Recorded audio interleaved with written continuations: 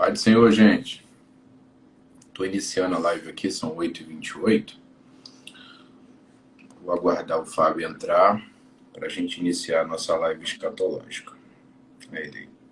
Pai do Senhor, meu amigo. Paz de Cristo, meu nobre amigo. Tudo bem? Como é que vai? Melhor agora, Bênção? né? Melhor agora na Que sua isso, companhia. eu te digo. Amém. Vou esperar o Tudo pessoal bem? Tá entrar me aqui. ouvindo bem? Tô te ouvindo Me ouve perfeitamente bem. bem? Tô te ouvindo bem. Ótimo. Também te ouço aqui bem, tá? Vou esperar o pessoal entrar aqui. A gente fala no WhatsApp que tá tentando entrar.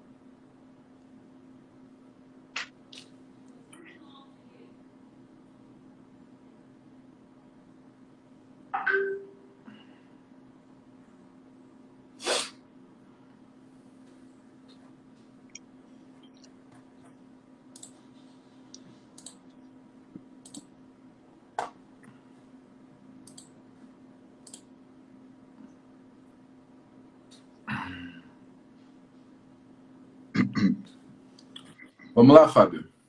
Vamos começar? Vamos, 8h30. claro. Vamos agradecer a Deus primeiro. Te agradeço primeiramente por aceitar esse convite. Isso. Acho que não tinha pessoa melhor para discorrer sobre esse tema do que você. Que isso? Não diga isso não. Eu acho que não haveria uma pessoa melhor do que você para escolher esse tema. Sou só um auxiliar seu. Somente teu servo. A escolha desse tema, porque é um tema muito complexo. Hoje se fala muito de arrebatamento, de grande tribulação, e eu escolhi esse tema pelo fato das discussões que nós temos vendo hoje na internet, né? De fato, com a era da internet, todo mundo tem opinião, todo mundo acha um pouquinho. Então a gente, nesse tempo de TikTok, de pequenos vídeos, a gente pega um posicionamento que ouviu de alguém e utiliza isso como tese, sem ir a fundo do texto. E o objetivo dessa live escatológica é tirar algumas dúvidas em relação ao arrebatamento, à grande tribulação, o reinado do anticristo. Eu sei que esse assunto, né, para esgotar esse assunto, a gente precisaria pelo menos de um semestre, né, porque isso é uma matéria, né, escatologia é uma matéria, mas aqui em pouco tempo a gente vai tentar resumir um pouquinho, e se tudo der certo, futuramente a gente dá continuidade com uma outra live, falando sobre o milênio, outros assuntos que também são muito importantes. Mas eu vou agradecer a Deus aqui primeiramente, só para a gente iniciar. Senhor Deus e Pai, nós te agradecemos.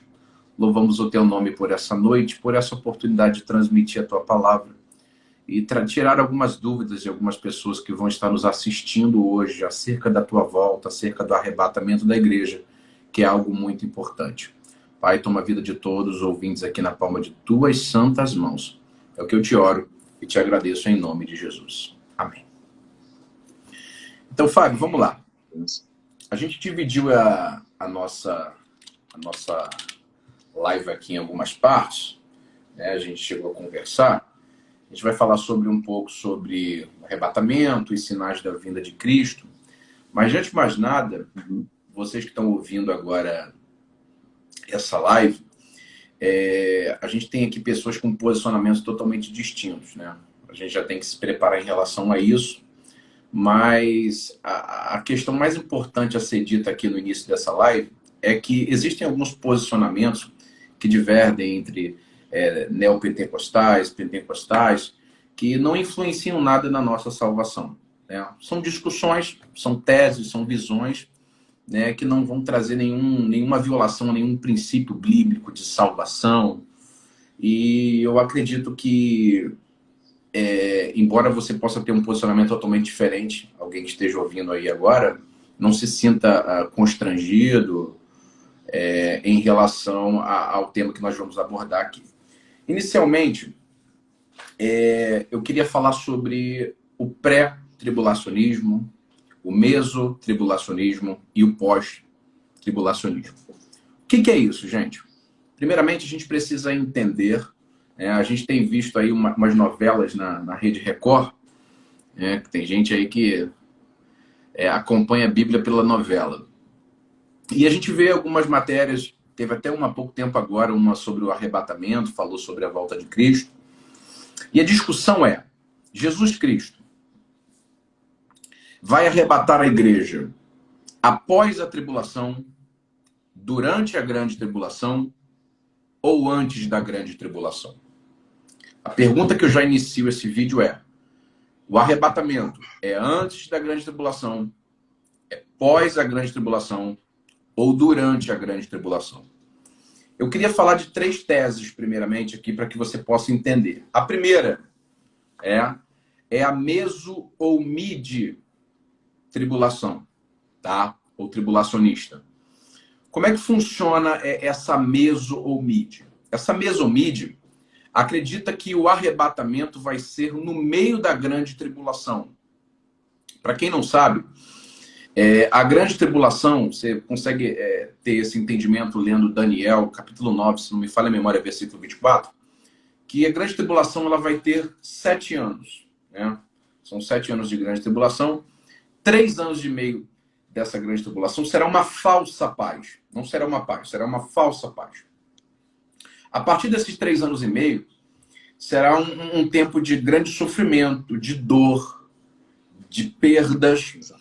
E é aí que a gente entende que o mid ou meso tribulacionista inicia-se no período do término dos 3 anos e meio de uma falsa paz. Vou deixar bem claro isso de forma mais fácil. Vou dar um exemplo. Hoje, esse entendimento mid ou meso tribulacionista entende que nós vamos passar pela grande tribulação, nesses 3 anos e meio de falsa paz, e nesse final de 3 anos e meio, a igreja vai ser arrebatada, tá? A base que utilizam é 2 Tessalonicenses 2, capítulo 1, até o 3. Eles utilizam também, além da combinação entre a trombeta de 1 Coríntios 15, 52, com a trombeta do Apocalipse de 11, 15. Então, o mesotribulacionismo, ele posiciona o arrebatamento em Apocalipse 11, antes do início, da grande tribulação. Só que há 2 problemas com essa cronologia de Apocalipse. O primeiro problema é a ocorrência do termo grande tribulação. Em todo o livro de Apocalipse está no capítulo 7, versículo 14, se não me falha a memória. Em segundo lugar, a única referência a um grande dia de ira está em Apocalipse 6, 17. Então, ambas as referências, ela vem muito cedo para o arrebatamento mesotribulacional. Então, essa ideia de que o arrebatamento vai ser, que a igreja vai passar pela grande tribulação e vai ficar até 3 anos e meio, não é um entendimento correto. O segundo ponto que a gente tem a relacionar é os pós-tribulacionistas. É uma corrente mais reformada. Ela defende que o arrebatamento e a segunda vinda de Cristo, ela trata-se de um único evento. E nesse entendimento, a igreja irá passar pela grande tribulação. Afirmam que em nenhum momento é mencionado 2 fases da volta de Jesus. É uma das teses que o pós-tribulacionismo utiliza. Só que a gente entende, na nossa ótica cristã, que o pós-tribulacionismo ele viola Romanos capítulo 8, verso 1. Tá? A qual Deus também não nos destinou para a ira. Esse é o entendimento da igreja. E isso viola muito o caráter de Deus. Porque se você olhar a história da humanidade, você vê Deus salvando Noé e sua família de um tempo de ira, num tempo de morte. A gente vê vários retratos da intenção e do caráter de Deus de livrar os seus santos. Prova isso que, se você abrir o livro de Êxodo, vai estar aparecendo lá que Deus marcou com sangue os umbrais da porta para que o espírito da morte não entrasse na linhagem do povo hebreu. Então, a gente percebe que essa visão também pós-tribulacionista, a gente teria que ter muito tempo para a gente apontar cada erro da visão pós-tribulacionista, mas eu estou tentando fazer só um resumo. Não é uma visão correta. E a terceira visão, que eu acredito que também é a visão sua, Fábio, é a pré-tribulacionista. A gente tem a base geral dela de 1 Tessalonicenses 1,10. Vou até ler. Esperar dos céus o Filho do Homem, a quem Jesus ressuscitou dos mortos, a saber, a Jesus, que nos livrará da ira futura. Então, o pré-tribulacionismo, ele prega que nós não vamos passar pela grande tribulação, tá? Existe muito questionamento em relação também ao pré-tribulacionismo, tá? Por quê? Porque é um desenvolvimento recente. Foi elaborado no século XIX, mas enfim, ele é bíblico. Não importa se ele é recente, o importante é que ele é bíblico. Então, hoje, os pré-tribulacionistas, eles entendem que nós não vamos passar pela grande tribulação. Deus nos livrará dessa ira. Fala um pouquinho, Fábio, sobre essa corrente, o que você entende. Ótimo. Queridos do Paz de Cristo a todos que estão nos ouvindo aí, nos assistindo. Pois bem, também conhecido como pré-tribulacionismo dispensacionalista. Há um tempo onde nós cremos que a Igreja de Cristo ela vai ser retirada, raptada, arrancada, antes dessa grande tribulação que o nosso querido Felipe falou ainda há pouco. E eu anotei aqui alguns textos bíblicos sagrados que afirmam também e corroboram essa visão, essa linha de pensamento, essa linha de visão que nós adotamos para a nossa vida. Né? João capítulo 14, versos 1 ao 3, por exemplo, Cristo deixa claro que ele ia preparar lugar. Então não tem lógica alguém ir para um lugar e prepará-lo se não fosse voltar para poder tirar alguém que ele avisou que ia preparar o lugar para voltar para esse lugar novamente. Então, a questão do pós-tribulacionismo, eu andei vendo algumas coisas, eu acho interessante dizer que o pós-tribulacionismo ele afirma, no final de tudo, que ao final da grande tribulação, os dois fatores que são a vinda de Cristo e o arrebatamento da igreja, ou ao contrário, não importa, aconteceriam quase que de forma simultânea. E isso não deixa muita lógica para nós. É chamado na teologia de efeito ioiô. É como se Cristo viesse, levasse sua igreja e já voltasse logo após isso. E essa não é a ideia que a Bíblia traz para nós, irmãos. A ideia que a Bíblia deixa clara para nós, nossa visão pré-tribulacionista, é que antes dessa grande tribulação, desse tempo todo de angústia, eu vou falar um pouquinho sobre ela, vamos falar um pouquinho sobre ela lá na frente, Deus ele vai arrancar a sua igreja. Ele vai tirar a sua igreja. Ele vai raptar a sua igreja, ok? E essa corrente aqui, o propósito da tribulação, não é preparar a igreja para estar com Cristo. A tribulação não é para isso. Não é para a igreja passar por ela. Mas para preparar Israel para a restauração no plano de Deus. Então, o que nós deixamos claro aqui nessa questão, que a igreja vai ser arrebatada antes. Isso aqui é básico, gente. Básico. A igreja será arrebatada antes da grande tribulação. E um detalhe sobre isso aqui, eu já passou novamente a bola para o Felipe, é que nós acreditamos que a igreja, obviamente, ela sai daqui antes da tribulação começar. Ou seja, a igreja no pré-tribulacionismo, ela vai se encontrar com Cristo nos ares. E em algum momento depois disso, o anticristo, vamos falar sobre ele daqui a pouco, estou adiantando aqui o assunto, ele vai ser revelado e a tribulação começa. Existem algumas linhas de pensamento que vai ser antes ou durante a estadia da igreja nessa terra ainda e outras ao final dela. Ok? Felipe, eu tenho algumas coisas para falar daqui a pouco também aí. Prossegue, por gentileza. Tá, então vamos lá. Então a gente está alinhado na mesma tese, né, Fábio? Isso é importante. Ótimo.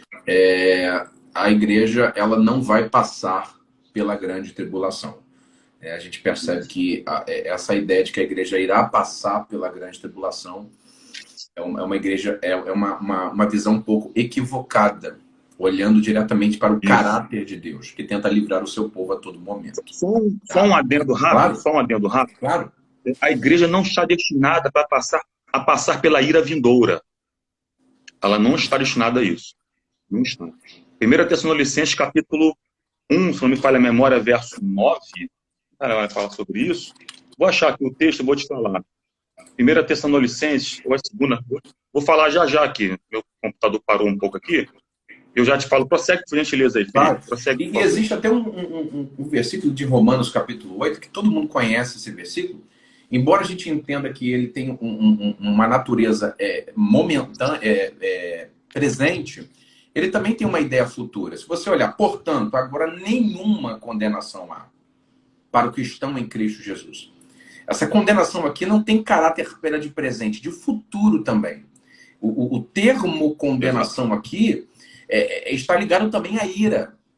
A mão de Deus pesando sobre a humanidade por causa do pecado.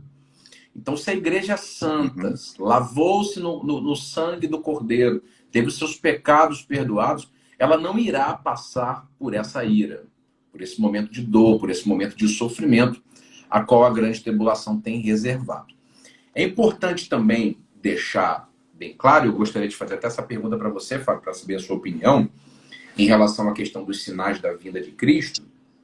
E a gente estava tendo uma aula esses dias lá na EBD, a gente estava lecionando essa aula e a gente falou sobre essa questão desse assunto.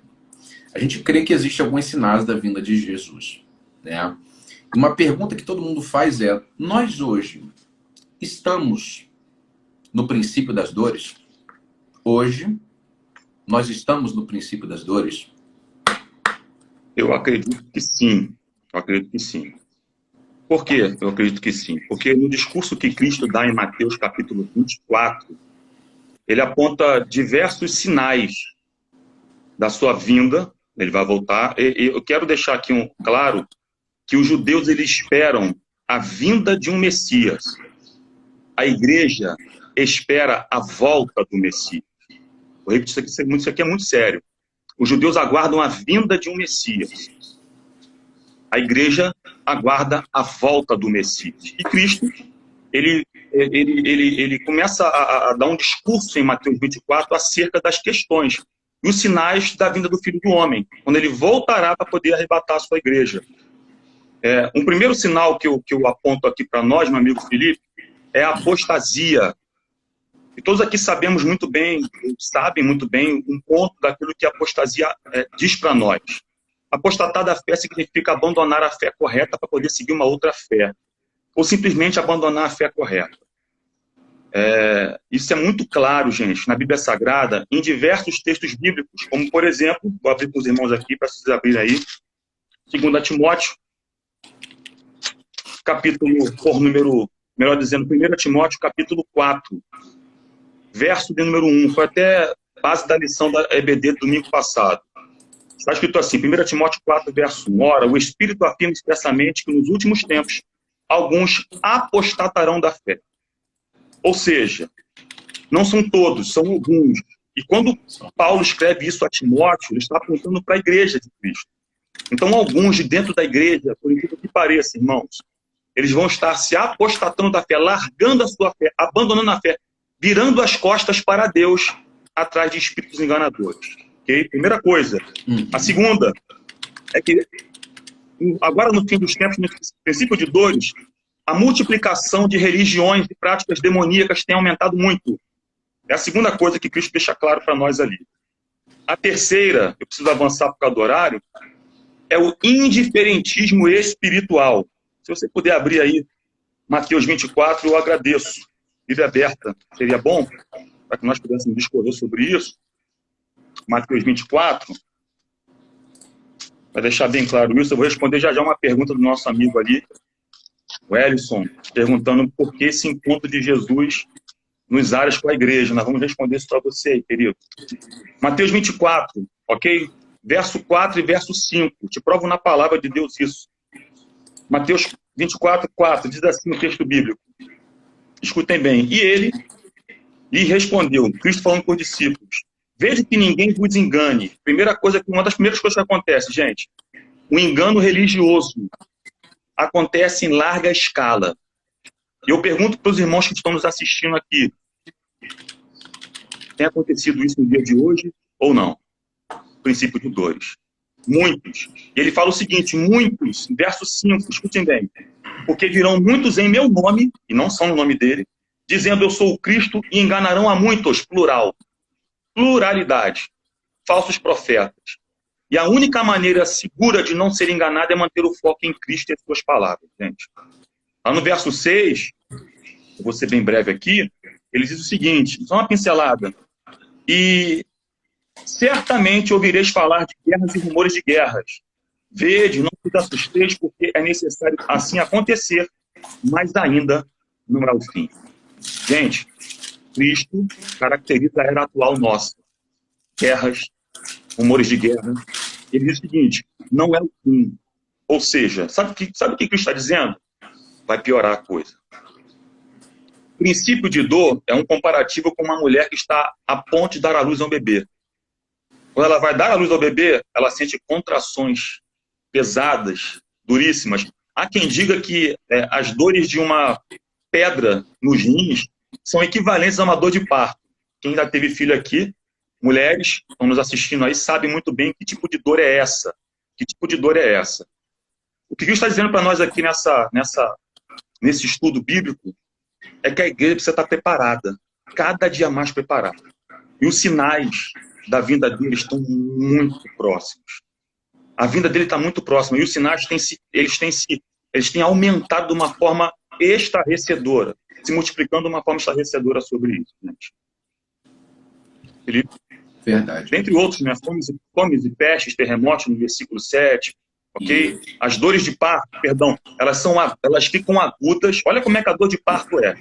Elas são agudas, são rápidas, violentas e cansativas. Né? Vão aumentando. E esse tempo agora, eu e minha esposa fomos socorrer um casal nosso que ela foi dar à luz, a esposa desse amigo, e conforme ela ia tendo contrações dentro do carro, minha esposa está aí na live aí, sabe muito bem disso. Exatamente, intensificando as dores, ela ia se cansando, Felipe. Ela ia perdendo as suas energias. Por que Cristo fala sobre isso? Porque ele percebia que a humanidade ela vai se enfraquecendo, se cansando, até chegar ao ápice, que é o arrebatamento e a volta de Cristo para a sua igreja. Verdade. Felipe? Esse texto de Mateus 24 que você acabou de ler é o mesmo que está em Marcos 13. Eu estou com ele aberto. Exatamente. Aqui. E interessante que ele começa assim, ó. E respondendo, Jesus disse: vede esses grandes edifícios, não ficarão pedras sobre pedra. Primeiro, o que está acontecendo aqui? Os discípulos estão chegando para Jesus e estão dizendo: mestre, olha que pedras lindas. Ele está falando do templo. Essa profecia já se cumpriu, quando Jesus disse: não ficará pedra sobre pedra que seja derrubada. No ano 70, 1 milhão de judeus morreram, foram mais de 500 cruzes feitas por dia. Então, essa profecia de Mateus 24 e Marcos capítulo 13, como o Fábio perfeitamente citou, já aconteceu. Aí Jesus diz: espera aí, vou complementar. E assentando-se ele no monte das oliveiras, defronte do templo, Pedro, Tiago, João e André lhe perguntaram em particular: mestre, quando essas coisas vão acontecer? Aí Jesus responde assim: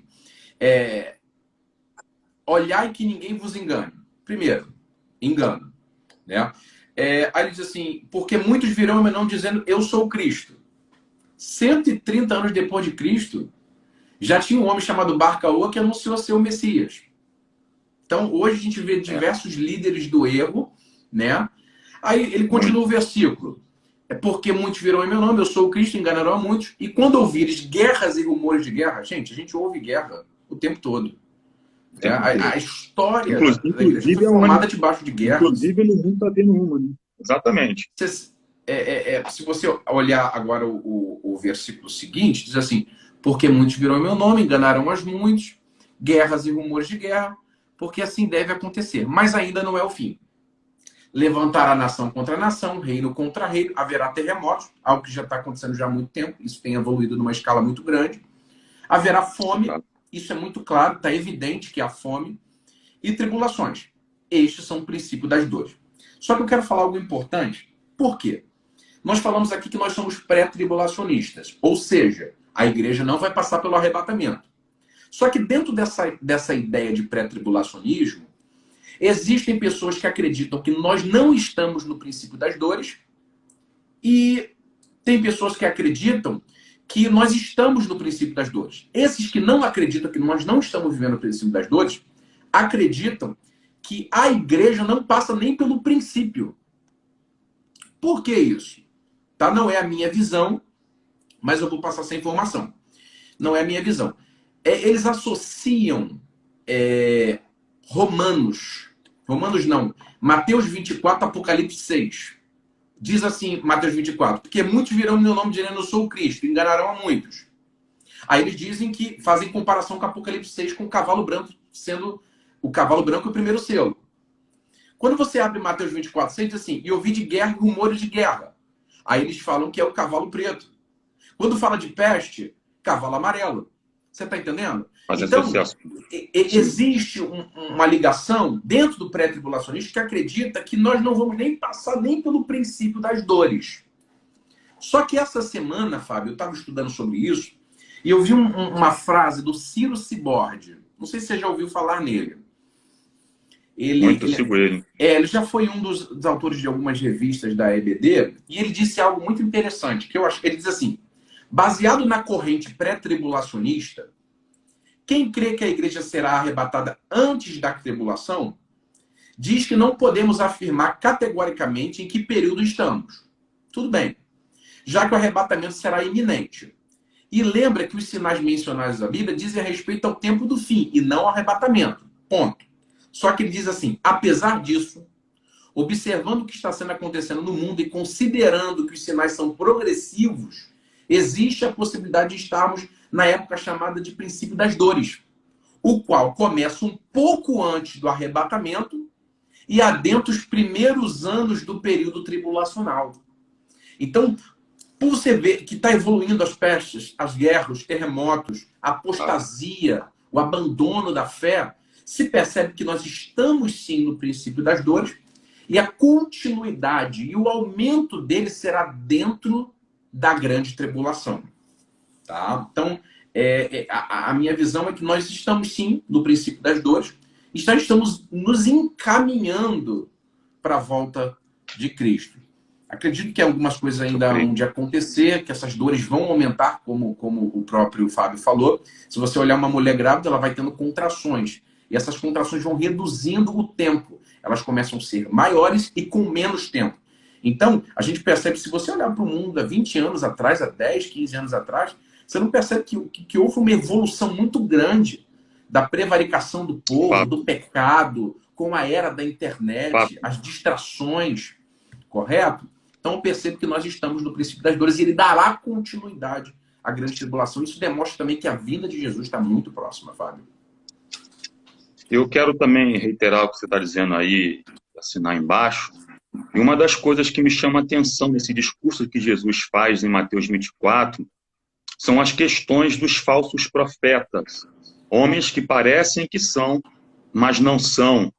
Homens que profetizam no nome do Senhor, dizendo que foi Deus quem falou, mas Deus não falou absolutamente nada.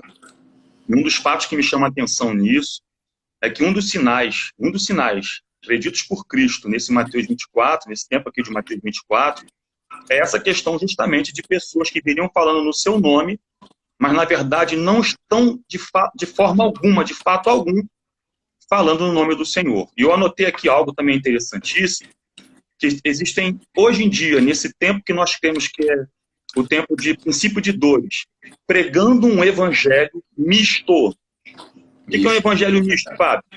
Misturado, pegando coisas de outras religiões e colocando dentro do evangelho puro de Cristo. O nome disso também é sincretismo religioso. Pegando práticas de outras religiões, de outros segmentos religiosos e colocando dentro do cristianismo puro. Um detalhe importante sobre isso, queridos que estão nos assistindo aqui, é um alerta para nós. Essa live aqui é uma live de alerta, ok? Ninguém quer mostrar que sabe mais teologicamente do que ninguém. Eu estou encarando como uma live de alerta. Que isso tem acontecido com pessoas proeminentes em determinadas denominações chamadas evangélicas. Ok? E isso tem entrado muito, e Cristo alertou isso lá atrás. Tem entrado o ocultismo, satanismo, tem entrado astrologia, feitiçaria, espiritismo misturado com o evangelho. Eu não sei se eu vou ser bloqueado, mas eu vou falar isso. Gálatas capítulo 1. Queria que você abrisse sua Bíblia, por gentileza, é um texto que eu amo. Gálatas capítulo 1, verso 6 em diante, diz assim o texto sagrado.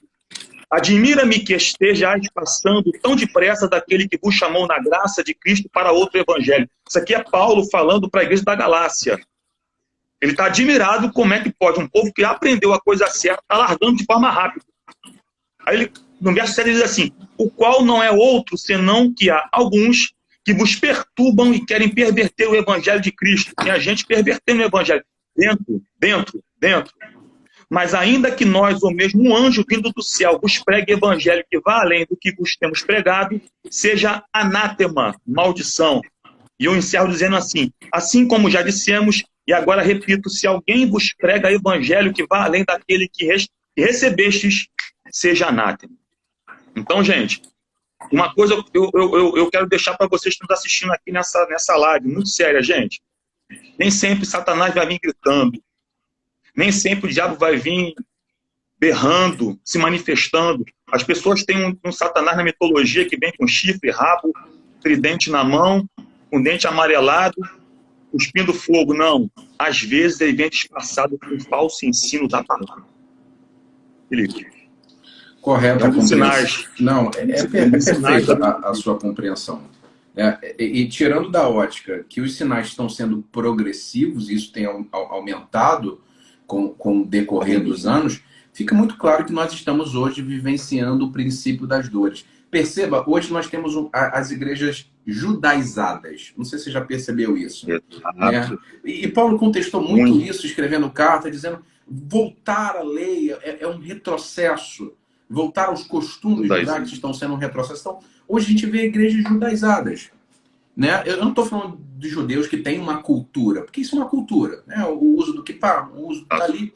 Mas hoje percebes líderes que estão utilizando disso como fosse algo espiritual, algo que trazesse uma modificação no mundo espiritual. Não, isso é uma cultura. Signos, né? Signos, a gente percebe uma igreja muito ligada ao místico, né? E isso mais dentro entre os pentecostais, né? A gente sempre quer ver algo diferente, algo místico. Então a gente percebe o quanto está havendo apostasia, né, o abandono da fé, pessoas indo à doutrina de demônios. Nós estudamos agora isso numa lição passada, trazendo o contexto do que são doutrinas de demônios. São doutrinas que eram colocadas dentro da própria congregação em relação ao homossexualismo, em relação ao casamento. Então a gente percebe que isso tem aumentado e é fato comprovado que nós estamos, de fato, no princípio das dores. Né, Fábio? Fato. Isso é fato. Hoje em dia, eu tinha visto um dia desses um vídeo acerca dessa questão do preparo da lição, né? Hoje em dia, uma das coisas que Paulo tinha alertado Timóteo eram pessoas que estavam proibindo o casamento. Né? Hoje em dia não se proíbe mais, mas pode casar-se com qualquer outro gênero. Se é que os irmãos aqui me entendem que estão me assistindo. Então, já que a gente precisa entender uma coisa, gente, as estratégias do diabo elas têm evoluído cada dia mais. Ele não para, ele não está estagnado. Pessoas que teriam que estar evoluindo na palavra não têm evoluído na sua estratégia. Então, já que não pode fazer algo, ele pega esse algo que não pode fazer e ele consegue dar uma volta dizendo que esse algo agora pode fazer só que somente do jeito dele. E eu repito, nessa linha aqui que nós estamos trazendo acerca de fim dos tempos, isso é um dos sinais da volta de Cristo, onde tudo isso tem piorado, aumentado, multiplicado, gente, multiplicado, essa é a palavra que eu deixo para vocês, tem multiplicado certos tipos de comportamentos morais, ok? Que saem do espiritual, chegam no moral, que tem apontado para essa vinda de Cristo. A coisa tem piorado muito, e se a igreja não se posicionar, a coisa vai ficar mais feia ainda. Verdade. Pulando de uma ótica agora em relação, saindo dos sinais da vinda de Cristo, a gente pula hoje agora para o arrebatamento. Né? Como será o arrebatamento? Primeiro, o arrebatamento é um evento para a igreja, lavada, remida no sangue do Cordeiro. Quando a Bíblia diz assim, que as portas do inferno não prevalecerão contra a igreja, ela não está falando de igreja matéria, localidade, não, ela está falando da igreja. né? As pessoas dizem, não, se não fosse assim, a igreja não fechava, né? A igreja não falia, a igreja não se mudava. Então, quando a Bíblia diz que as portas do inferno não prevaleceriam contra a igreja, ele está dizendo nós, os salvos, né? Ele vai dizer assim para Pedro, eu te dou as chaves. O que é a chave? É a palavra, né? E tudo que for ligado na terra será ligado no céu. Há uma compreensão, entrando já nesse assunto, nem queria entrar, mas vou entrar, que as pessoas têm uma concepção errada, Fábio, do que é ligar na terra e ligar no céu. O contexto ali é salvação. Quando um pecador se arrepende, liga-se automaticamente no céu. E liga-se o quê? Automaticamente na terra. Quando o pecador não se arrepende, ele está desligado na terra e está desligado aonde? Também no céu. Tá? Então, primeiro, o arrebatamento é um evento para a igreja. 1 Tessalonicenses 4,16. Porque eu mesmo, Senhor, descerá do céu com alarido e com voz de arcanjo e com a trombeta de Deus. O que morreram em Cristo ressuscitarão primeiro. Então a gente já percebe que no processo do arrebatamento, primeiro vão ressuscitar aqueles que morreram em Cristo. Tá? A gente ia até entrar no debate, mas a gente achou não melhor de deixar para uma outra hora, né, Fábio? O estado dos mortos, né? Mas a gente deixa para um outro debate. Mas primeiro vão ressuscitar primeiro os que morreram em Cristo, certo? Depois, os que ficaram vivos, versículo 17, serão arrebatados junto com ele nas nuvens, ao encontrar com o Senhor nos ares. Assim estaremos sempre com o Senhor. Então, aquela passagem de todo olho virá, não se enquadra no arrebatamento. É um evento secreto. É um evento para a igreja. E a gente tem que ter muito cuidado aqui, porque a trombeta do arrebatamento não é a mesma trombeta do Apocalipse. Tem pessoas que utilizam um parâmetro que é a mesma trombeta. Talvez você tenha um entendimento diferente, Fábio, eu não sei. Mas a trombeta do arrebatamento não é a mesma. As trombetas que vão ser derramados cálices, a destruição, não. É totalmente diferente. Não se pode confundir. Tá? Deixa com você, Fábio. Gente, primeira coisa sobre o arrebatamento, que vou só assinar embaixo o que o Felipe falou, é que ele deveria ser, tá bom, o acontecimento mais aguardado da igreja. Lamentavelmente, hoje em dia, isso não é geral, não é universal, muitas pessoas não têm aguardado o arrebatamento da igreja. Muitas pessoas têm estado presas a essa terra, e eu vou te dar uma informação muito séria, nós somos peregrinos nessa terra. A igreja, ela é peregrina, estamos de passagem por aqui. E pessoas estão agarradas a coisas da terra. Temos que trabalhar, temos que fazer, temos que estudar, enfim, ok. Só que isso deveria estar mais no coração nosso, da Igreja de Cristo. Um detalhe sobre isso é que a palavra arrebatamento no grego é harpazo. No latim é raptus, que significa rapto, remoção repentina de modo súbito. Ou seja, um abrir e fechar de olhos. Como se fosse um relâmpago, menos que um estalar de dedos. E um detalhe importante que o Felipe falou sobre isso, e eu quero transitar agora sobre essas questões, é que o arrebatamento não vai ser algo avisado. Isso não vai avisar antes que vai acontecer. A trombeta soa, e quem ouve o toque da trombeta, foi como o Felipe disse aí, é a igreja de Cristo. Mas, Fábio, por que a igreja de Cristo? Por que isso? Porque é o encontro do noivo com a noiva. É um momento, olha para mim aqui, ó, de núpcias entre o noivo e a noiva. É um encontro.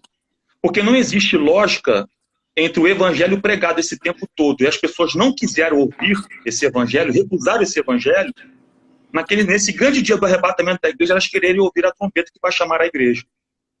Então isso aqui é muito importante a gente entender isso, e para algumas pessoas parece que é um egoísmo, né? Por que só a igreja vai ouvir o toque da trombeta? Porque a igreja se submete ao caráter e à palavra de Cristo Jesus. Detalhes sobre isso, eu passo novamente a bola para você, Felipe. É que o arrebatamento ele reunirá todos os salvos que foram transformados mediante um novo nascimento. Olha só, gente. Os que morreram em Cristo e os que estiveram vivos aguardando o glorioso evento que é o arrebatamento da igreja, gente. Detalhe que o Felipe falou, que eu vou te falar sobre isso aí, é que os mortos terão preferência em ordem aos vivos, e os vivos serão transformados. Eu quero só deixar um texto para nós aqui. Primeira carta de Paulo aos Coríntios, capítulo 15, versículo 51 ao 53, diz assim a palavra de Deus: eis que vos digo um mistério, o arrebatamento é um mistério. Nem todos dormiremos, mas transformados seremos todos. No momento, olha só agora, gente, num abrir e fechar de olhos, ao ressoar da última trombeta, a trombeta soará, os mortos ressuscitarão incorruptíveis, corpo incorruptível, e nós seremos transformados. 53 eu passo para o Felipe, porque é necessário que este corpo corruptível se revista de incorruptibilidade e que o corpo mortal se revista da imortalidade. Então, gente, o arrebatamento vai ser para a igreja, exclusivo para ela. E se tem alguém assistindo a gente aí e não está em Cristo ainda, dá tempo. Dá tempo. Porque ele vai voltar. Dá tempo. Pessoal, se vocês quiserem deixarem perguntas, podem escrever aqui no chat, tá? Tem uma pergunta da Raquel. Se ela tiver aí, dá um sinal que você está ainda que eu respondo a sua pergunta. Só segura um pouquinho que ela tem a ver com o tema que a gente vai chegar ainda. Então, vamos lá. O que a gente concluiu até esse exato momento é que nós somos pré-tribulacionistas. Nós não vamos passar pela grande tribulação. Nós estamos no princípio das dores e ele dará continuidade na grande tribulação. Como será o arrebatamento? Né? Será secreto, algo é realizado apenas para a igreja. E o que vai acontecer depois do arrebatamento? Você que está aí, fica ligadinho agora.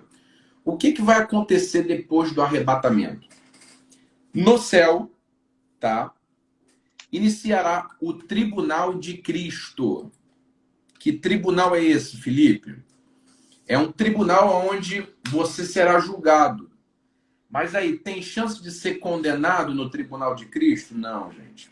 Esse tribunal não há chance de condenação, tá? Porque essa é uma frase muito interessante. Que como pecador, o crente foi julgado em Cristo. No drama do Calvário. O crente foi julgado durante toda a sua vida. E agora, como servo, o crente será julgado, mas não pela fé, mas pelas suas obras, atitudes, quanto ao seu serviço prestado a Deus. Posso utilizar uma palavra melhor. Exato. Então, o tribunal de Cristo não é um tribunal de reprovação, né, Fábio? Ele se assemelha à parábola dos talentos. É um tribunal onde vão entregar coroas. Eu não sei se você lembra, mas os mais antigos tinham sempre uma brincadeirinha, né, dizendo assim, eu vou colocar mais uma pedrinha na minha coroa, né? Eu vou colocar uma pedrinha na minha coroa. Então, a ideia, embora seja uma brincadeira, mas é verdade, porque é um galardão que será dado, né? O meu pastor ele sempre faz um conexo, Fábio, ele diz assim, qual será o galardão do ladrão da cruz, que se arrependeu no último minuto? E qual será o galardão do apóstolo Paulo, que ganhou diversas almas? Embora a gente sabe que a Bíblia vai dizer que muitos pregaram, falaram em meu nome, não herdaram a salvação porque não viveram uma vida correta em Cristo Jesus, mas nesse tribunal não há reprovação, é para os salvos, para aqueles que foram arrebatados. Eles agora vão passar para receber um galardão, né, Fábio? Isso. Só dar um adendo rápido aí, lá em rapidinho ainda sobre o arrebatamento, eu passo para esse assunto agora. Claro. Nosso amigo Ellison perguntou por que esse encontro de Jesus com a sua igreja nos ares. 1 Tessalonicenses 4:17 diz assim, depois nós, os vivos, os que ficarmos, seremos arrebatados juntamente com eles, com os mortos, né, que foram ressuscitados primeiro, entre as nuvens, para o encontro do Senhor nos ares. E assim estaremos para sempre com o Senhor. Então, o encontro, Cristo não desce, não põe o pé na terra no arrebatamento. É a igreja que sai da terra para encontrar com Cristo nos céus, nos ares. Okay? E o que me chama a atenção aqui, e já entra agora na questão do tribunal de Cristo, é que no final do versículo diz que estaremos com o Senhor para sempre. Então, quem está com Ele para sempre na eternidade, não tem possibilidade de perder a sua salvação. E é aí que entra, logo após o arrebatamento, que o Felipe falou, que é o tribunal de Cristo, onde todos os salvos comparecerão ante esse tribunal, ok? Detalhe, não se trata do juízo final. O juízo final é outra coisa, gente. Eu costumo dizer, eu entendo isso, que lá em Mateus 7, a partir do verso 20, onde tem aquele diálogo de Jesus com aquelas pessoas, em teu nome profetizamos, fizemos, apartai-vos de mim, aquilo não é arrebatamento, ok? Não é pré-não. Jesus não vai conversar com ninguém, com ninguém, com ninguém. Esqueça isso. O arrebatamento é rápido, acabou. Aquilo ali é no trono branco, e nós vamos ter outra live sobre isso aí, eu creio nisso. Verdade. Voltando para cá, senão eu vou embora do tempo, esse tribunal de Cristo que o Felipe acabou de trazer para nós aqui, é para que todos aqueles que são salvos tenham as suas obras e atos recompensados ou não. Ou seja, a pessoa não perde a sua salvação. Ela não perde a sua salvação. Ela ou é recompensada ou não é recompensada. Ponto final sobre isso. E um detalhe, que a palavra tribunal no grego é bema. E a palavra bema significa um tribunal que não é para condenação, mas para recompensar os salvos em Cristo por conta das suas obras. Então, que tipo de recompensa? Por que a pessoa é recompensada? Pelas suas obras. Agora, eu vou falar uma coisa muito séria para todos que estão nos ouvindo aqui. Cuidado, cuidado. Obras não salvam, mas um salvo faz obras. Tem muitas pessoas achando que por conta das suas obras elas vão ser salvas. E foi por causa da obra que Cristo fez no Calvário que a minha salvação e a sua em Cristo está garantida. Só que quem é salvo em Cristo Jesus não fica parado, não fica de braços cruzados, faz obras. E um detalhe sobre isso é que nós temos algum simbolismo de boas obras, ok? De obras. Ouro, prata, pedras preciosas, a pedrinha na coroa, ok? E um outro simbolismo de obras perecíveis, que são madeira, feno e palha. Só os irmãos situarem em 1 Coríntios capítulo 3, versículos 11 ao 15, 2 Coríntios capítulo 5 até o verso 10. Que isso vai se situar sobre isso. Qual o critério que Deus usa para poder galardoar alguém ou não? A intenção do coração da pessoa. Ok? A intenção do coração da pessoa é que vai dizer no final se ela vai ser galardoada, recompensada ou não. Felipe? Claro, correto. Respondendo também a pergunta do Ellison que ele fez agora aqui, ele disse assim, esse tribunal será nos ares e não no céu? Não, o encontro é nos ares, tá? Gente, a gente precisa ter uma concepção do que é reino, o que é céu, tá? Primeiro, Satanás ele foi expulso do céu. Mas para qual céu ele foi expulso? Para o segundo céu, regiões celestiais. Existe um terceiro céu, que é o céu que a gente enxerga. Então, gente, quando a gente fala de uma entrada em um reino, a gente não fala de a gente subir voando e chegar no local. Não. A gente fala de uma dimensão espiritual. O encontro com Cristo, Ellison, vai ser nos ares. Mas o tribunal de Cristo vai ser nos céus. Quando eu falo nos céus, eu falo no céu de Deus, tá? Não na região celestial. O tribunal será no céu de Deus, correto, Fábio? Exato, exato. No céu de Deus. Sobre isso. Isso. O mestre Antônio Gilberto falou algo interessantíssimo certa feita que eu guardei para a minha vida. Ele disse que Satanás tem uma área de habitação, que são os ares, onde ele fica, e a Bíblia diz para nós em Efésios 2:2, assim, escute bem, nos quais andastes outrora segundo o curso deste mundo, segundo o príncipe da potestade do ar. Ou seja, ele tem um lugar de habitação, do espírito que agora atua nos filhos da desobediência. Lá em Efésios capítulo 6, tem marcado na minha Bíblia aqui, verso 12, diz assim, nossa luta não é contra carne nem sangue, e sim contra principados e potestades, contra os dominadores deste mundo tenebroso, contra as forças espirituais do mal, nas regiões celestes. Então ele tem uma área de habitação, que é a região celeste, e uma área de atuação. 1 Pedro capítulo 5, verso 8, diz assim, sede sóbrios e vigiais. O diabo, vosso adversário, está ao vosso derredor, bramando como um leão, buscando a quem possa tragar. Então ele habita num lugar e atua em outro. Eu moro na Vila da Penha e trabalhei durante muitos anos em Jardim América. Felipe mora ali a Colégio, Irajá, e trabalha em Congrega, outro lugar. Satanás, ele tem a área dele de habitação e também tem uma área de atuação. Não se engane, ele está ao nosso derredor. Verdade. Então ele não brinca, ele está ao nosso derredor. Verdade. E outra pergunta que o Ellison fez aqui, não está muito baseado no assunto não, mas a gente vai responder. A palavra também fala sobre paraíso e reino. Isso quer dizer que existem lugares diferentes para os salvos? Sim, hoje tem lugar diferente para os salvos, sim. Tá? antigamente, primeiro a gente tem que olhar uma ótica de como funcionava antes de Cristo. Havia apenas um local, era o Hades, né? Nesse local, era bom se eu pudesse ter um gráfico aqui para mostrar para vocês. Vamos imaginar um local, um único local, com uma divisão de um abismo, tá? Uma divisão de um abismo.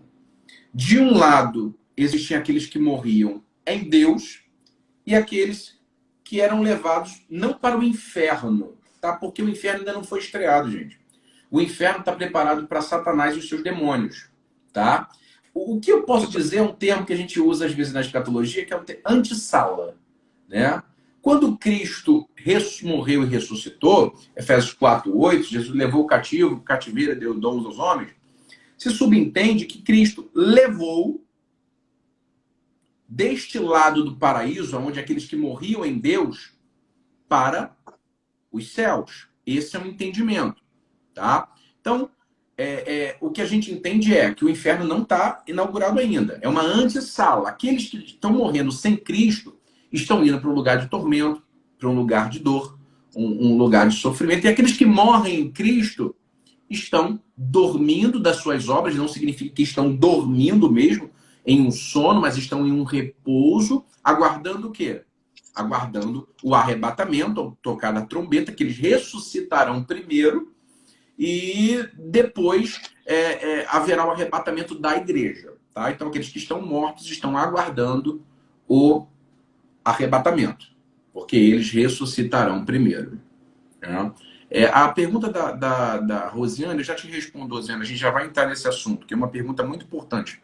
Tem muita correlação no que a Raquel perguntou. Os não salvos terão uma segunda oportunidade? Segura aí que a gente já responde isso. Quer complementar, Fábio, a minha resposta? Se você quiser, ficar à vontade. Eu quero falar uma coisa aqui acerca da questão do inferno. As pessoas, nós no meio pentecostal principalmente, falando, né? Dá uma glória para poder abalar o inferno, né? Ele ainda vai ser inaugurado. E a Bíblia diz para nós, gente, escutem bem aqui, Apocalipse capítulo 20, tá bom? Verso 10. Vou dar 2 textos para vocês entenderem para quem é destinado o inferno. O diabo, o sedutor deles, Apocalipse 20, verso 10. O diabo, o sedutor deles, foi lançado para dentro do lago de fogo e enxofre. Ok? Ou seja, o lago de fogo e enxofre é uma coisa pior ainda. Onde já se encontram não só a besta, que é o anticristo, vamos falar sobre ele daqui a pouco. Então, olha só, para quem é o inferno? Satanás, é o diabo. A besta, como também o falso profeta. E vamos falar sobre ele daqui a pouco também, creio eu que sim. Serão atormentados de dia e de noite pelo século dos séculos. Agora, como é que a coisa piora? Olha o que a Bíblia diz para a gente. Nesse mesmo capítulo 20, a partir do versículo 13, 14, melhor dizendo. Diz assim, então a morte e o inferno foram lançados para dentro do lago de fogo e enxofre. De fogo. Ou seja, olha só, gente, o inferno vai ser lançado no lago de fogo e enxofre. Então a coisa vai piorar ainda. Esta é a segunda morte, o lago de fogo. Olha o verso 15 que me deixa mais temeroso. E se alguém não foi achado inscrito no livro da vida, esse foi lançado para dentro do lago de fogo. Então, o inferno que nosso querido Felipe falou aí, ele está destinado a Satanás, o anticristo, ou a besta, o falso profeta, ok? E todos aqueles que não têm o seu nome inscrito no livro da vida. Ok? Isso é muito sério, gente. Muito sério. Perfeito, Felipe? Fábio. Perfeito. Perfeito a compreensão que você trouxe aí, aclarando através de alguns versículos bíblicos. Então, a gente está na ordem aí, né, gente? A gente já falou sobre o arrebatamento, falamos dos sinais da vinda de Cristo, né? Falamos que a igreja não irá passar pelo arrebatamento, pela grande tribulação, a igreja será arrebatada antes. Quando a igreja for arrebatada, ela vai passar pelo tribunal de Cristo, que é um tribunal de galardão. E depois do tribunal, nós recebemos o galardão e entramos em algo chamado Bodas do Cordeiro. Talvez alguém já ouviu falar na Bodas do Cordeiro. É aquela de Lucas 22:30. Findando o julgamento pelo tribunal, a igreja fiel será chamada de ter acesso às bodas. Diz assim, quanto isto diz as Escrituras, Lucas 22:30, para que comais e bebeis a minha mesa no meu reino, e vos assentarei em tronos para julgar as 12 tribos de Israel. Aí Mateus 8 diz assim, mas eu vos digo que muito virão do Oriente, do Ocidente, e assentar-se-ão à mesa com Abraão, Isaque, Jacó, no reino dos céus. E os filhos do reino serão lançados nas trevas exteriores, e ali haverá pranto e ranger de dentes. Então, depois do tribunal de Cristo, se inicia as bodas do Cordeiro. Será um momento de gozo, sendo servido pelo próprio Cristo. É uma recompensa de paz para a igreja.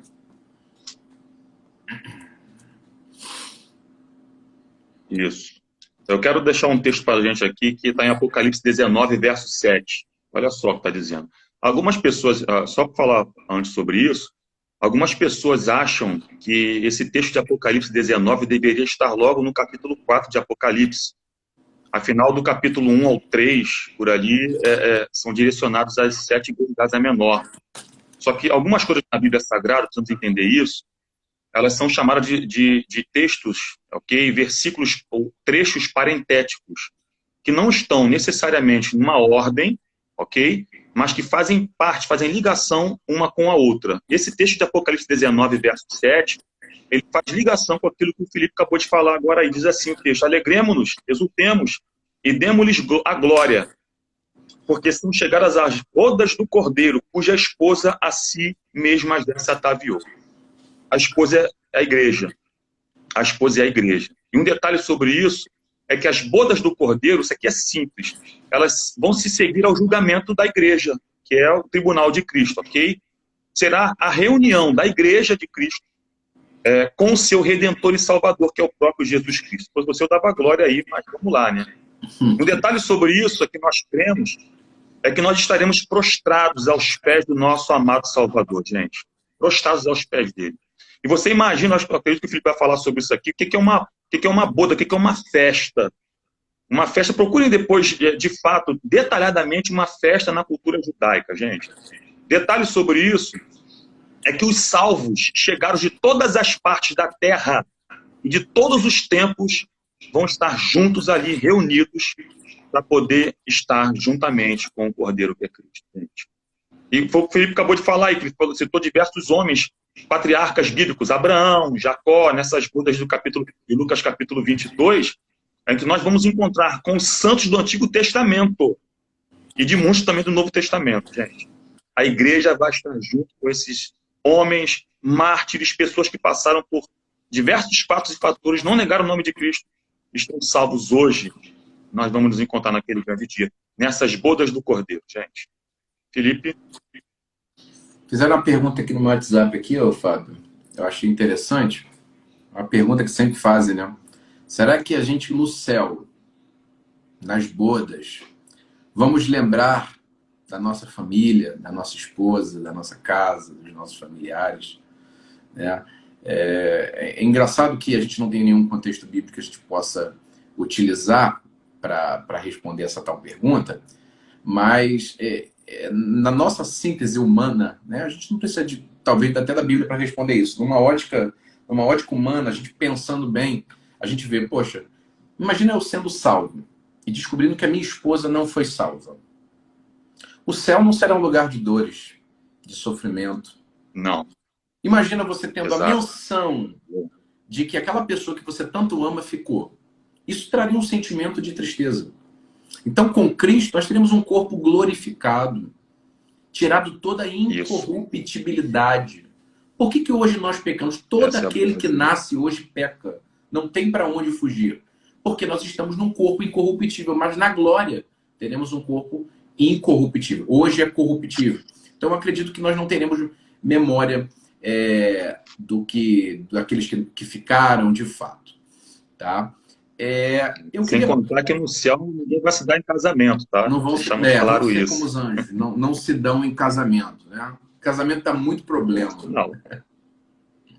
Vamos nos contentar com a salvação, tá bom, gente? Que é maravilhoso, já é o ápice. Já é o ápice. É o ápice. Vou falar sobre isso daqui a pouquinho, no finalzinho da live, eu vou falar o que aconteceu comigo há poucos dias agora, há poucos meses agora. Vamos lá, vai, Felipe. Vamos lá. Então, a gente agora está entrando na grande tribulação. Né? A gente já está pegando um cronograma, arrebatamento, tribunal de Cristo, bodas do Cordeiro. Então, a igreja vai ser arrebatada, vai passar pelo tribunal de Cristo. Depois do tribunal de Cristo, entra nas bodas do Cordeiro. E o que vai estar acontecendo na Terra?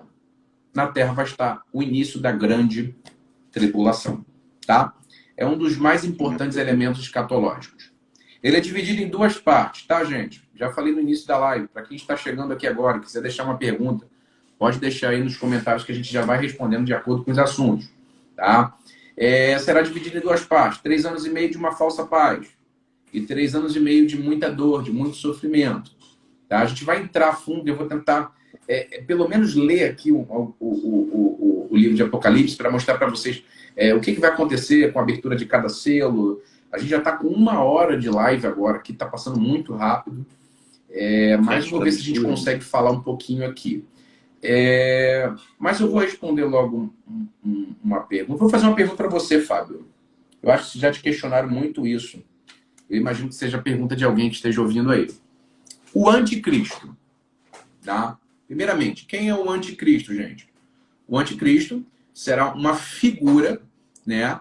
Ele se fará rei segundo a sua vontade, se levantará, se engrandecerá sobre todo Deus, contra Deus, né? Ele terá sinais, fará coisas incríveis, até que se cumpra a indignação, conforme Daniel capítulo 11, versículo 36.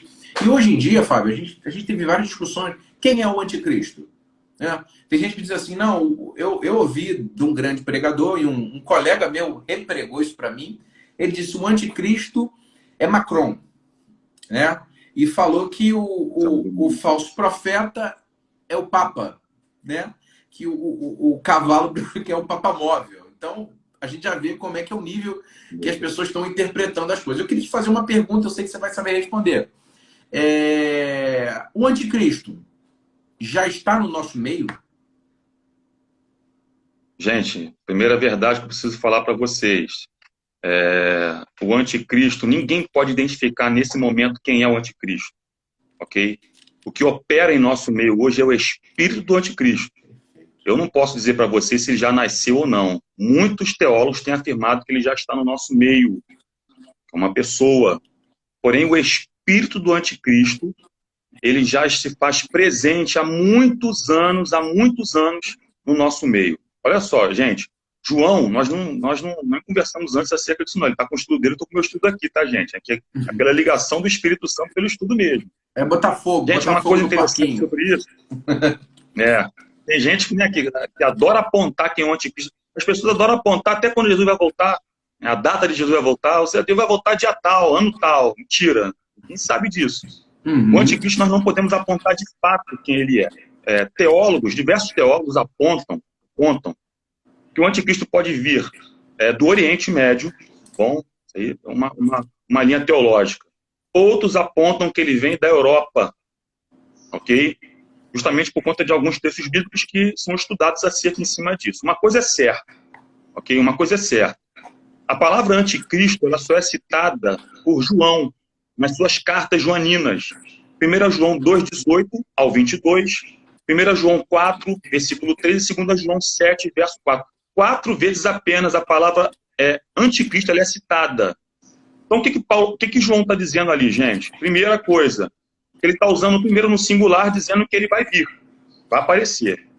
E no plural, anticristos, que o seu sistema, ok? Tudo aquilo que vai contra Cristo, tudo aquilo que vai contra a palavra, ele já se fazia presente no tempo de João e se faz presente hoje em nosso meio, gente.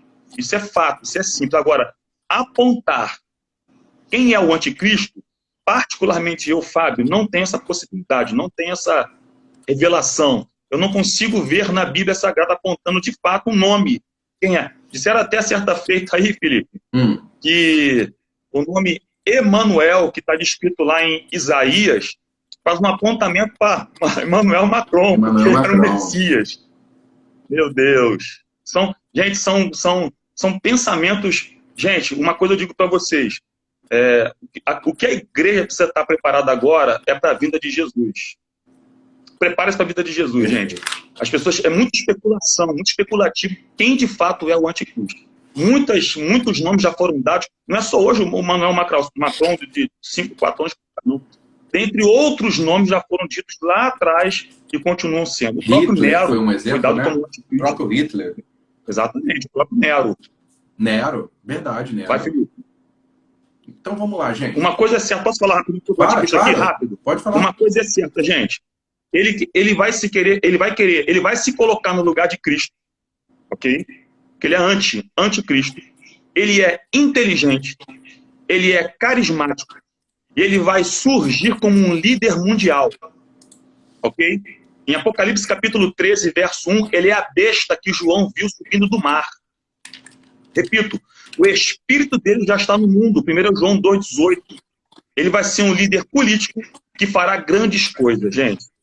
Detalhe, ele tem um sinal, um nome e um número. E eu vou deixar para o Felipe agora, passa a bola para ele. É isso aí. Então vamos lá, corroborando tudo que o Fábio falou aí. Falou mais sobre ele ou não? Oi? Falo mais sobre ele? Chega de anticristo. Posso falar mais um pouquinho aqui, rápido? Pode falar. Se você não escutar quem é... Se atrapalhar aí. Pode falar à vontade. Só um detalhe rápido, eu passo para o Felipe. Claro, gente, não, vou falar, eu ouvi bastante. Gente, por inferência, ele tem outros títulos nominais na Bíblia. Falsos cristos, também falsos messias, Mateus 24, 24. Homem da iniquidade, filho da perdição, homem do pecado, 2 Tessalonicenses 2, verso 3. Também chamado de iníquo, 2 Tessalonicenses 2, 8.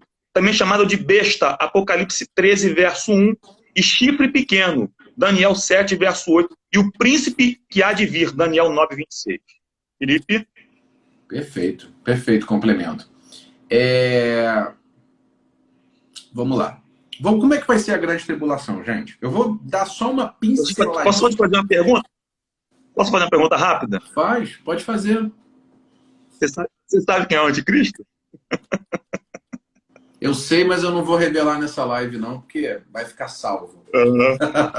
A próxima, né? A próxima eu falo. Fica guardado. Pesquisem aí no Google aí pra gente ver quem é. Vamos lá. Primeiro selo, tá? Só uma pincelada rápida. Primeiro selo, cavalo branco. Representa o anticristo que seduzirá todas as nações. Isso na grande tribulação. Segundo selo, cavalo vermelho. Representa as guerras que ocorrerão nesse período. Tá? Terceiro selo, gente. Cavalo preto. Eu falei aí um pouquinho antes. Haverá uma grande fome que assolará a terra. Aquele que não tiver a marca da besta, ou seja, o controle preposto pelo anticristo, não poderá comprar e nem vender. Tá? Isso é um assunto muito polêmico também, que gera muitas perguntas, mas não vou me atentar a ele agora. O quarto selo. O quinto selo mostra o cavalo amarelo, né? Que representa o grande número de mortes que ocorreram na tribulação. Quinto selo vai dizer que João vê os mártires da grande tribulação, os cristãos que morreram nesse período. Sexto selo mostra terríveis desastres que vão acontecer na Terra, né? E muitas pessoas morrerão nesse período. E nesse interstício entre o sexto e o sétimo selo, João ele vê os judeus que se converteram na grande tribulação e serão selados, né, e protegidos por Deus. Sétimo selo, o sétimo selo se refere à segunda metade da grande tribulação, com os anjos tocando as 7 trombetas. Então, não olha para os selos junto com as trombetas, não. São selos, cavalos, selos e cavalos, depois as trombetas. Né? E não confunda a trombeta do arrebatamento com essa trombeta agora de Apocalipse. Né? Então, iniciam as 7 trombetas. Vou dar uma pincelada rápida aqui. Depois a gente vai abrir Apocalipse 8, versículo 7, para a gente olhar essas trombetas. Né? Tem algo muito interessante ali de um demônio que é solto, um demônio enorme, que vai assolar a terra nesse período. Mas eu vou aproveitar aqui para responder uma pergunta que fizeram aqui agora. Já estava deixando passar. A pergunta é da Rose se haveria salvação na grande tribulação. Né? Se haveria salvação na grande tribulação. Então, eu estou procurando aqui uma outra pergunta, que foi da Raquel, ela colocou aqui, ela colocou um versículo. Só que esse versículo, Raquel, ele justifica se haverá salvação na grande tribulação. Eu vou abrir Apocalipse 7,14, diz assim, gente. Respondi-lhe, meu Senhor, tu o sabes. Ele então me disse, são estes os que vêm da grande tribulação, que lavaram suas vestiduras e as alvejaram no sangue do Cordeiro. Então a pergunta é: haverá salvação na grande tribulação? Sim, haverá salvação na grande tribulação. E como será essa salvação? Gosto de uma frase do pastor Antônio Gilberto: aqueles que ficaram vão ser mártires de sofrimento. Eles terão que negar a proposta colacionada pelo anticristo para obter a salvação. Então, haverá salvação na grande tribulação? Sim, haverá. Mas imagina, você saindo da era da graça, do Espírito Santo, e vivendo num período tão caótico que a Terra está vivendo, onde aquele que precisa comprar, né, precisa comer, precisa ter a marca. Então, percebe que salvação aqui seria muito complicado, muito difícil. Inclusive para os judeus, né, que boa parte dos judeus se converterão aqui nesse período da grande tribulação. Pode falar, Fábio. Eu também creio nessa questão de que haverá salvação na grande tribulação por um motivo simples: haverá pregação na grande tribulação. Tá bom? Não sei se o Felipe vai tocar nesse assunto agora aí.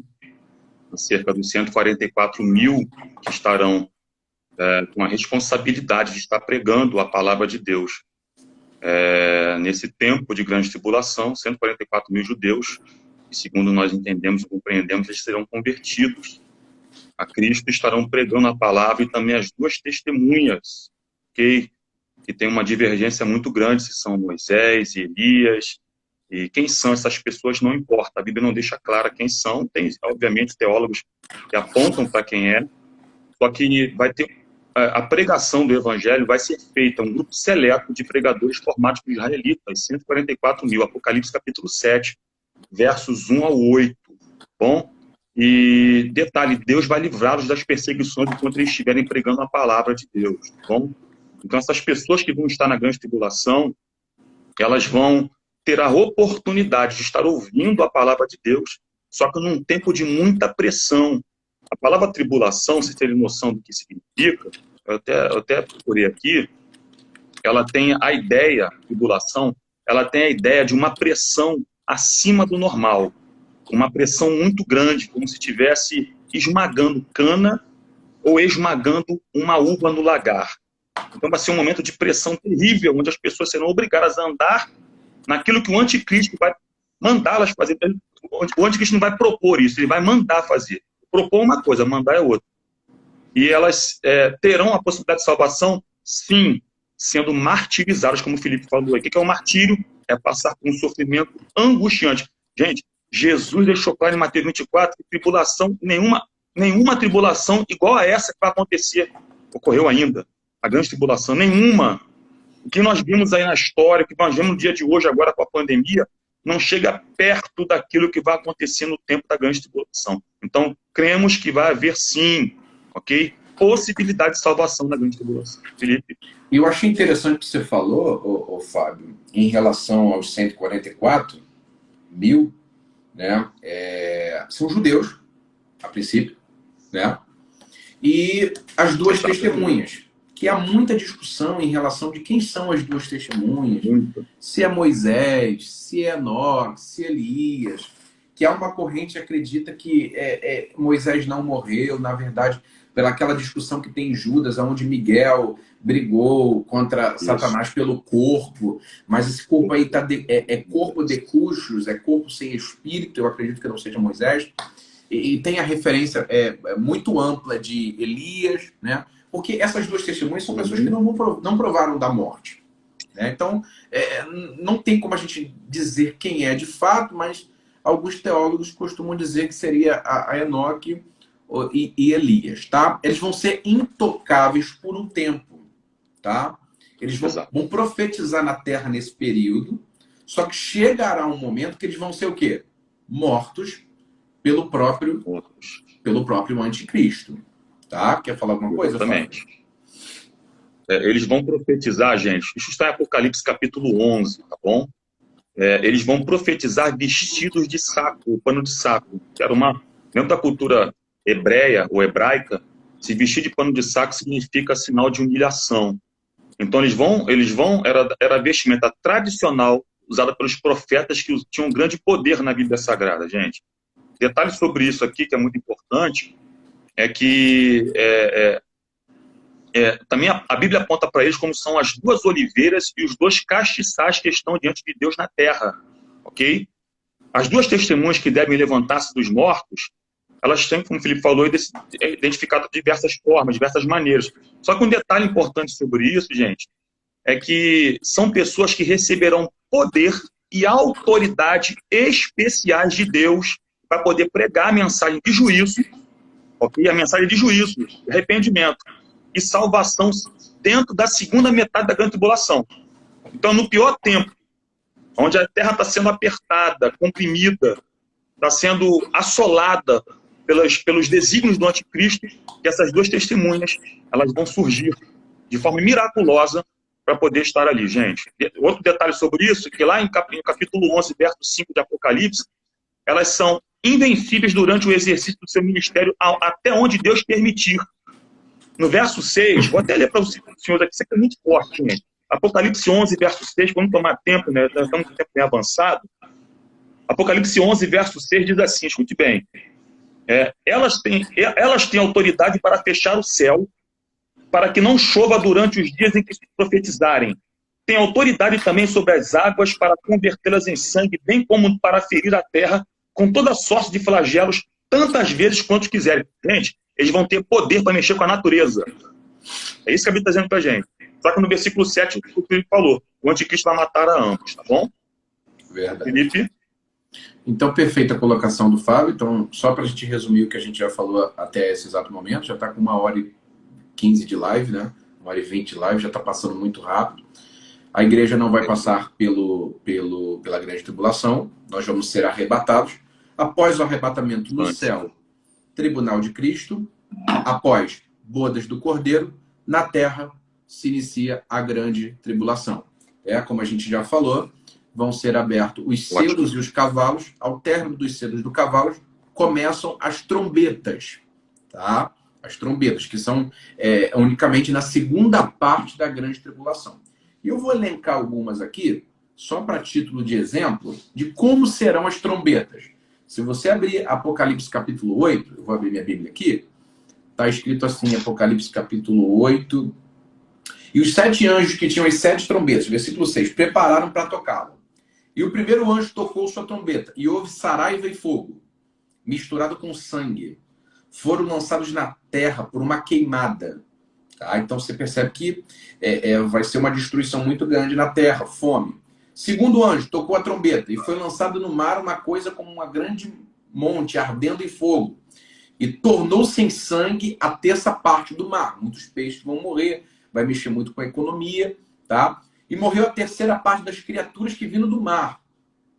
E o terceiro anjo tocou a sua trombeta, e caiu do céu uma grande estrela, ardendo como uma tocha, e caiu sobre a parte dos rios, sobre a fonte das águas. Terceiro.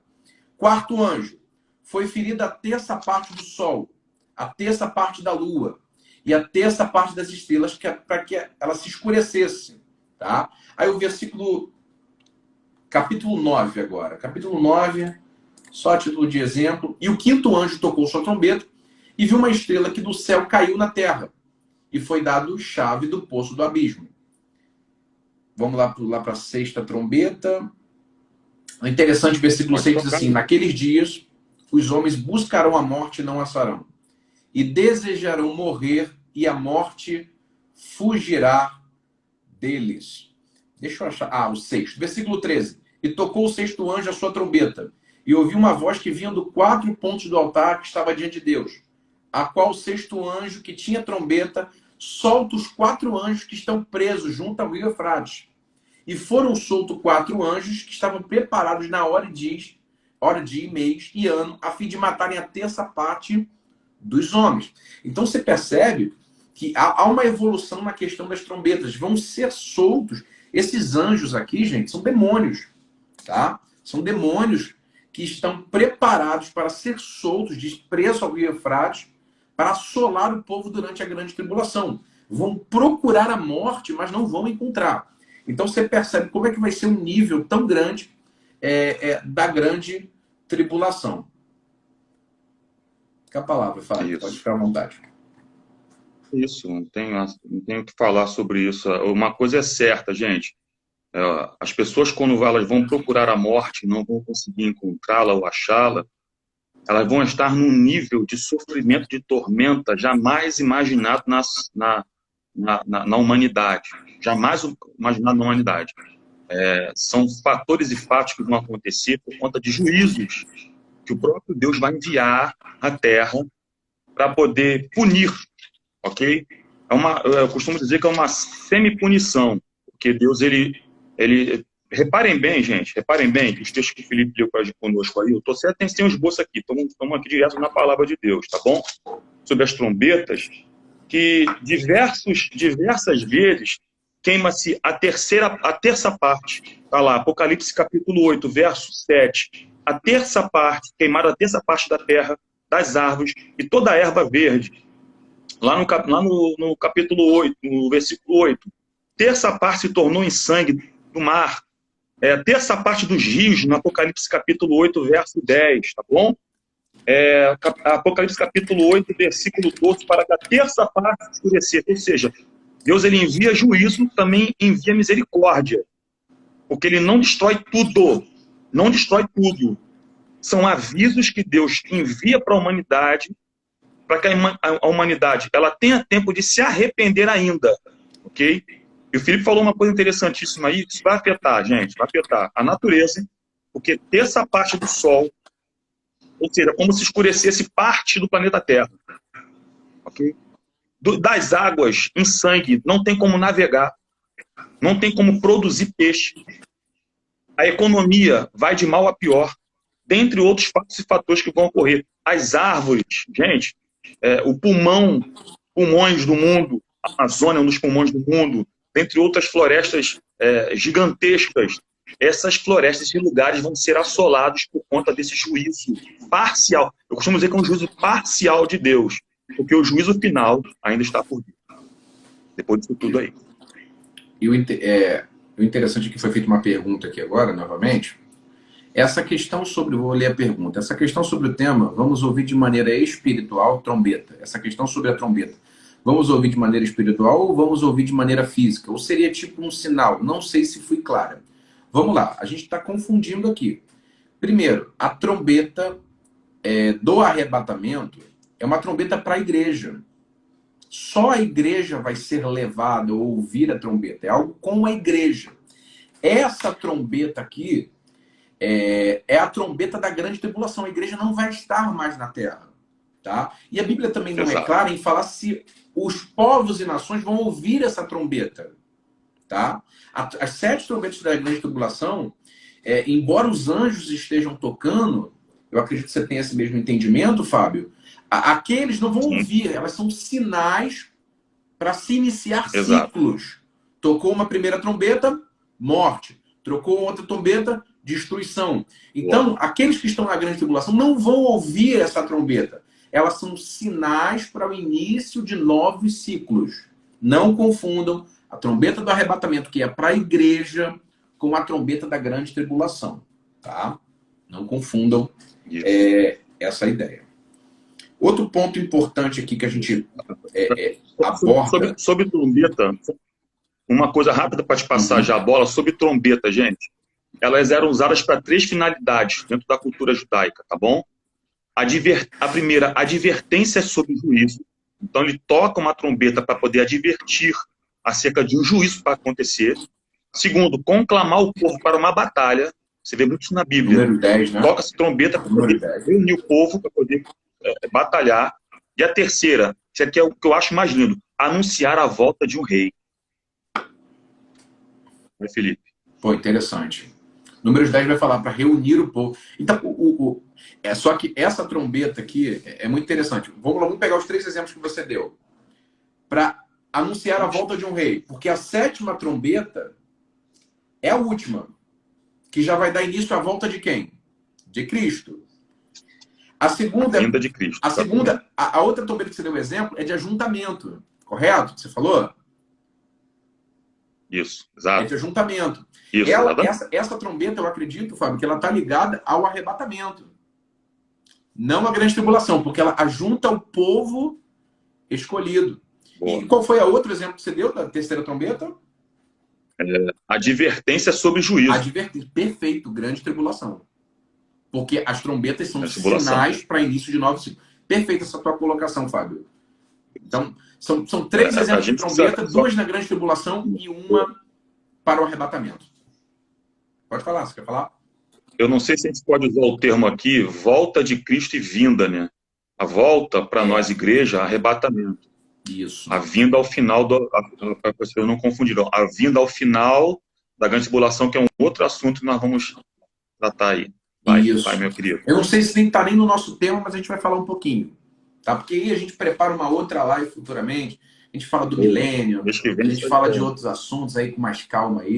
Né? Na verdade, eu preparei isso tudo aqui. Eu falei, pô, tô gostando, quero uma outra live sobre o milênio, quero uma outra live sobre o juízo final, quero, pô, fala sobre isso. Então, a gente pode preparar.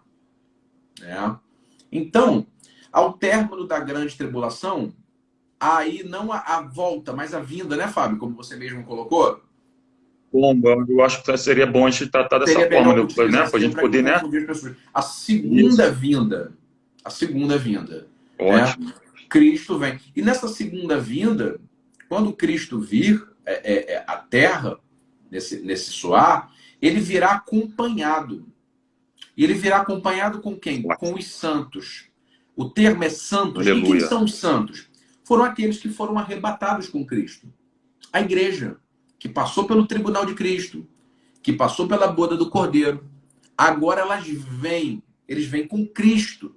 Né? Só que agora eles vêm para quê? Para reinar com Cristo.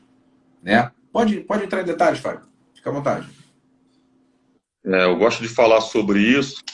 É que esse é o grande detalhe, gente. Que a igreja, além de ser arrebatada antes da grande tribulação, ela vai voltar, ok? Vai voltar juntamente com o seu general, o seu rei, que é Cristo, e os santos, que são a igreja, obviamente, para poder vir a essa terra ao final da grande tribulação. E eu vou passar para o Felipe poder discorrer sobre isso, para poder reinar com ele aqui no tempo do milênio, tá bom?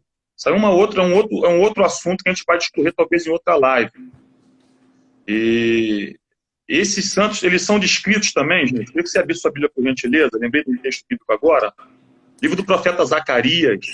Bom, eu estou com Bíblia de papel na mão mesmo. Eu e minha esposa, a gente é muito fã de Bíblia de papel. Né? Não sou tão tecnológico, não. Zacarias, capítulo por número 14. Não me falha a memória, é isso? Zacarias, capítulo 14, verso número 3, fala um pouquinho sobre isso. Então sairá o Senhor e pelejará contra essas nações, como pelejou no dia da batalha. Naquele dia estarão os seus pés sobre o Monte das Oliveiras, que está de fronte de Jerusalém para o Oriente. O Monte das Oliveiras será fendido pelo meio que o Oriente e para o Ocidente haverá um vale muito grande, metade do monte se apartará para o norte e a outra metade para o sul.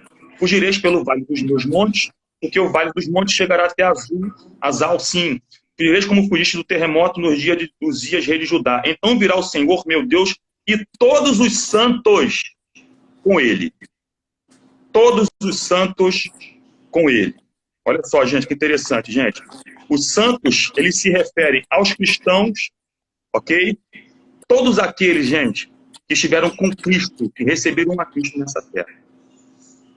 Vai, querido Felipe. Então, realmente, os santos é a igreja, né? Eu imagino essa sensação de vir com Cristo. Eu imagino essa cena. E quando a Bíblia diz todo olho virá e toda língua confessará, fala. Quando diz que todo olho virá e toda língua confessará, não significa, eu vi uma fala do Antônio Gilberto, não é no sentido que todos vão ver ao mesmo tempo, mas que todos verão, certo? Então, a ordem cronológica é arrebatamento, tribunal de Cristo, bodas do Cordeiro. Logo após a bodas do Cordeiro, está na terra acontecendo a grande tribulação. Inicia-se a grande tribulação, 3 anos e meio de uma falsa paz, 3 anos e meio de destruição. Até o término da grande tribulação, vem quem? Cristo. com os seus Isso. santos. Eu paro a live aí, Fábio. Quer continuar? Ou quer que a gente abra um novo parênteses aqui para uma nova live? Batalha do Armagedon, né? Mês que vem. Batalha do Armagedon. Ótimo, ótimo. Milênio. Vamos marcar uma data para o mês que vem. Milênio. Batalha do Armagedon. Milênio. Ótimo. Aí a gente começa a falar também de Satanás sendo lançado no fogo de enxofre. Juízo final. Beleza? Posso só botar um gostinho? Pode? Posso só botar um gostinho na boca do povo aí? Conclui. A Batalha do Armagedon vai ser num lugar que a minha esposa foi a Israel, tá, gente? Minha esposa foi até lá, chamado também de Vale da Decisão, ou Vale de Josafá, tá bom? É como se fosse um descampado, um lugar enorme, enorme. E a sensação que se dá é que ali vai haver, é um lugar preparado para uma grande batalha, onde tiveram batalhas bíblicas, com Baraque, lá em Juízes, se não me falha a memória, com Débora, dentre outros personagens bíblicos, tá bom? É um lugar preparado, essa batalha da Armagedon é um lugar preparado, onde haverá uma batalha nesse lugar e nós vamos explicar, tá bom? Última revolta, eu estava estudando sobre isso ontem.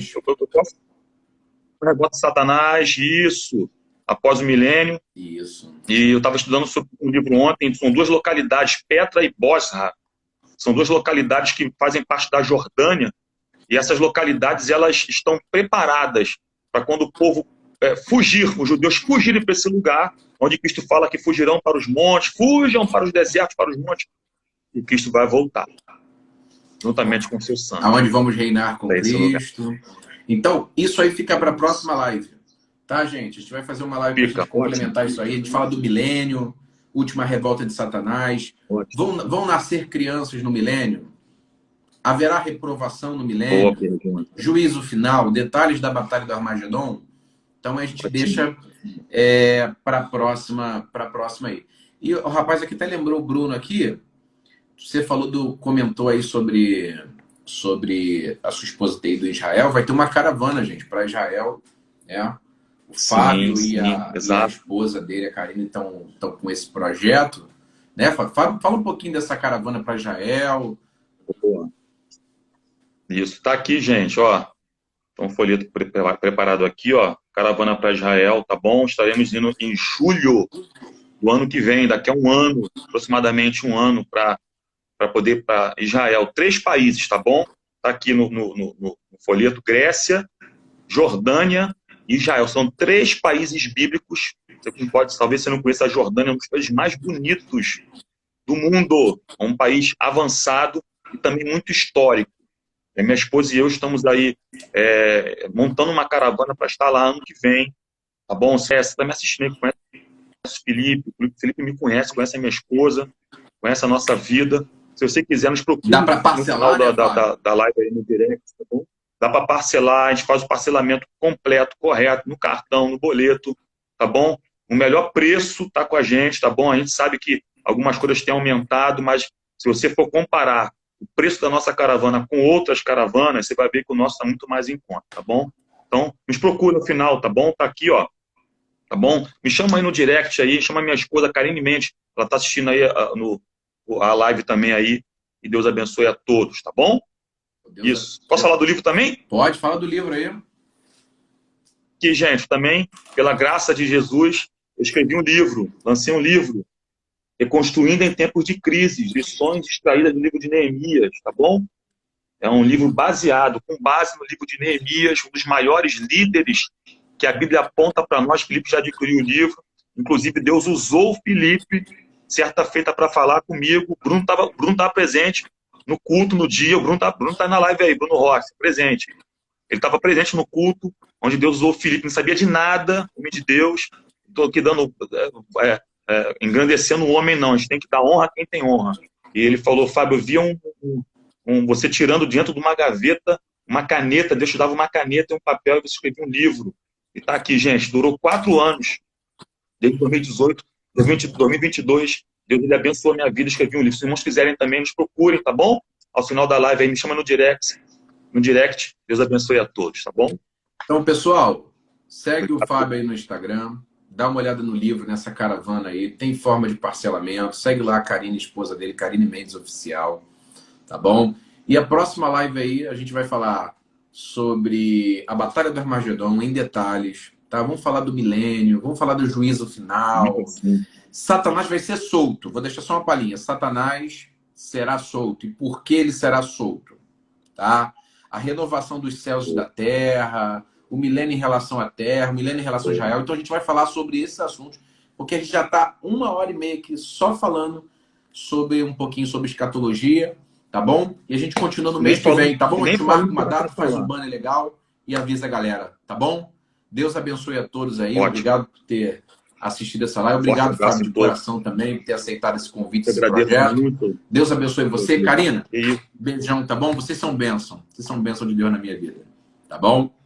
Forte abraço. Tá? Deus Um abençoe. abraço. Deus abençoe a todos. A live vai ficar salva, tá? Amém. Maravilha. Glória a Deus.